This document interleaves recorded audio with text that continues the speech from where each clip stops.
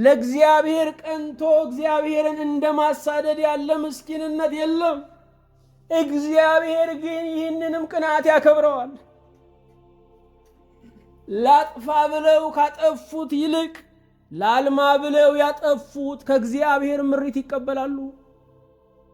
ላጥፋ ብለው ካጠፉት ይልቅ ላልማ ብለው ያጠፉት እነርሱ ከእግዚአብሔር ምሪት ይቀበላሉ። ብቻ ቅንዓቱ እውነተኛ ይሁን እንጂ የሚቀናበትን ነገር እግዚአብሔር ያሳየናል።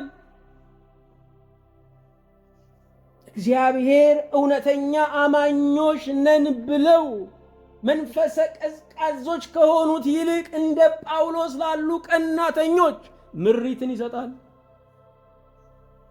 እግዚአብሔር መንፈሳዊ ትኩሳትን ይወዳል።